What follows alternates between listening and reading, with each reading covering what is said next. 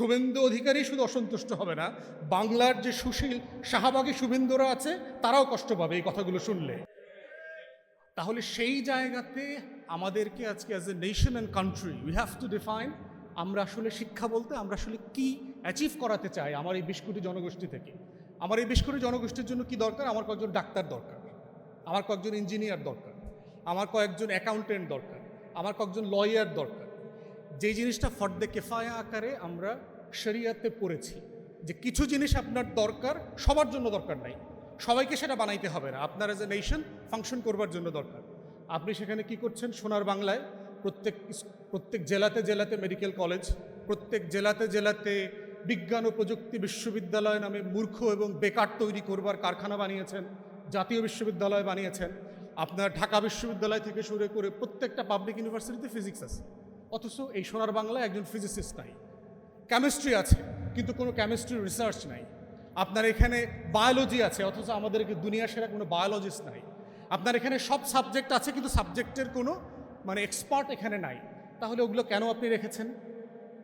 আমরা দেখবেন, আমরা যারা সোকল আমাদের জেনারেশনে ভালো ছাত্র ছিলাম, সবাই আমরা কিন্তু কেউ বাংলাতে ভালো নাম্বার পেতাম না, আমরা ইংরেজিতে বেশি নাম্বার পেতাম। বাংলা ভাষাটা দুর্বোধ্য মনে হতো।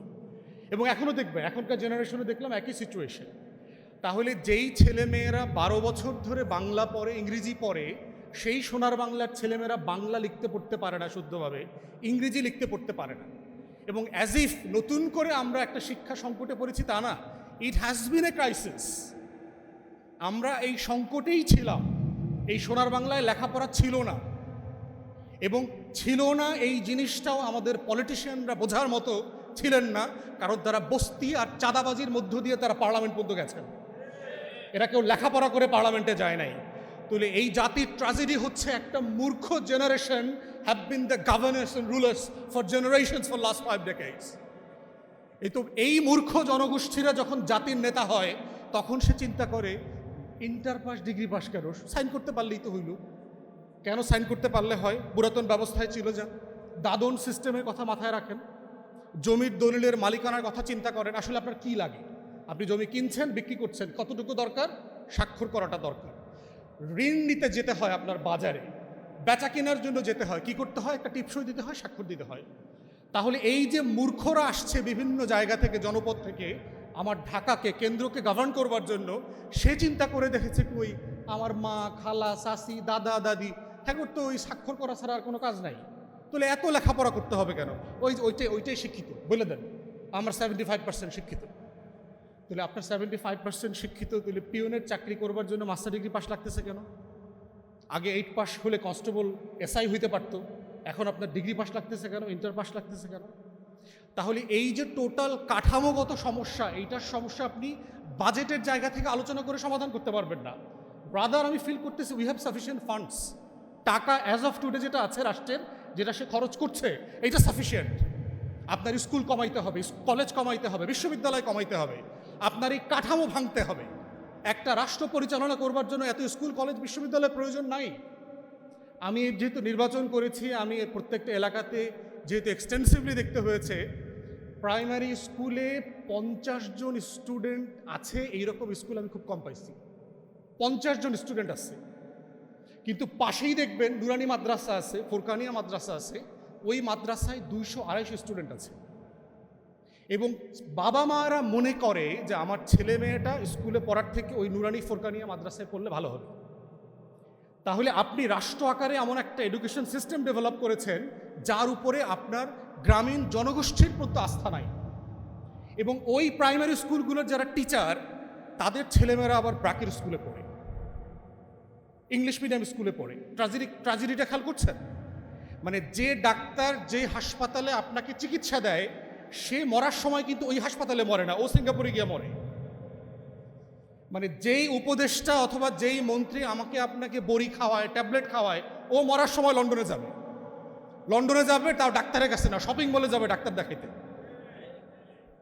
তাহলে এই সোনার বাংলার যে কন্ট্রাডিকশনস, এই কন্ট্রাডিকশন ফিলসফিক্যালি যদি অ্যাড্রেস না করা হয়, এইটা বাজেটের প্রবলেম না। The problem is much deep down in our structural statecraft. এবং সেই জায়গাতেই হচ্ছে আজকে এখানে মাননীয় কয়েকজন সংসদ সদস্য আছেন, তাদেরকে এই জায়গাগুলোকে অ্যাড্রেস করতে হবে যে রাষ্ট্র আকারে ফাংশন করবার জন্য এই কাঠামো ভাঙতে হবে। সাহস করে বলতে হবে যে আমার দেশের অধিকাংশ কলেজ বিশ্ববিদ্যালয় শাটডাউন করে দিতে হবে, সিম্পলি বন্ধ করে দিতে হবে। কারণ এটার প্রয়োজন নাই, এটার প্রোডাক্টিভিটি নাই। পিয়ন হবার জন্য লেখাপড়ার প্রয়োজন নাই প্রাইমারি স্কুলের পরে। বিজ্ঞানীরা, গবেষকরা সবাই বলেছে আমরা আমাদের জীবনে যা শিখি এইটা মোস্টলি 14-15 বছর বয়সের ভিতরে শিখে ফেলি। আপনারা সবাই আপনাদের জীবনে আজকে তাকায় দেখবেন, আপনি সারাদিন যা করেন 15-16 বছর বয়সের পরে যা শিখছেন ওগুলো দিয়ে করেন না, যা করেন তার আগের সময়টা দিয়ে করেন। তাহলে আসলে আমি রাষ্ট্র আকারে কী শিখাইতে চাই? 3টা মৌলিক জিনিসকে সামনে রেখে আমার কাঠামো মেরামত করতে হবে। একটা হচ্ছে রাষ্ট্রের এডুকেশনের একটা নলেজ পার্ট থাকতে হবে, যে এই রাষ্ট্র আমাকে আপনার সমাজ, আমার পরিবার, আমার চারপাশ, আমার ইতিহাস, আমার অ্যানথ্রোপোলজি সম্পর্কে আমাকে শিখাবে যে আমি আসলে কে, কোত্থেকে আমার এই জাতিসত্তার বিকাশ হয়েছে, এই নলেজ পার্ট।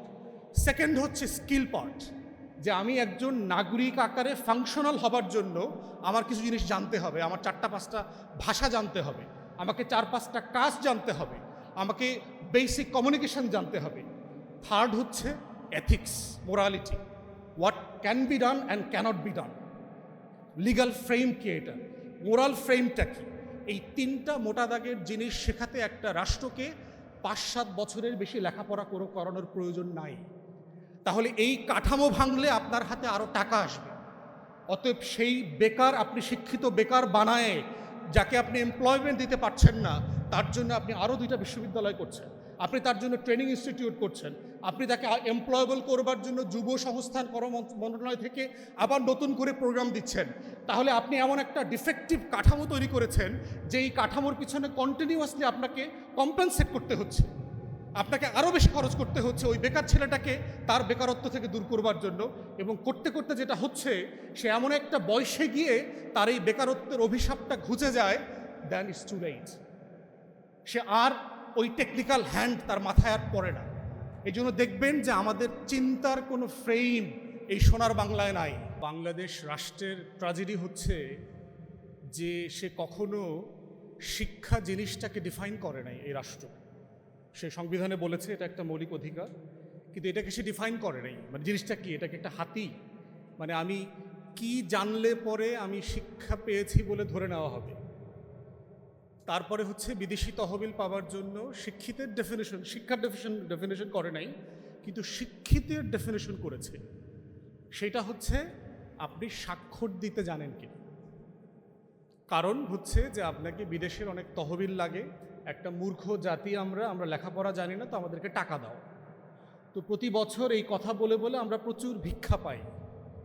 এই ভিক্ষাটা আমরা কন্টিনিউ করতে চাই বলে যেটা হয়েছে, আমাদের সম্মানিত বর্তমান সাবেক সংসদ সদস্য মহোদয়রা, রাষ্ট্র সরকার মহোদয়রা যারা ছিলেন, সবাই মিলে সিদ্ধান্ত নিয়েছেন যে আমাদের শিক্ষার হার হচ্ছে, যিনি লিখতে পড়তে পারেন বেসিক, স্বাক্ষর দিলেও চলবে, এটাই হচ্ছে আমাদের 70%+।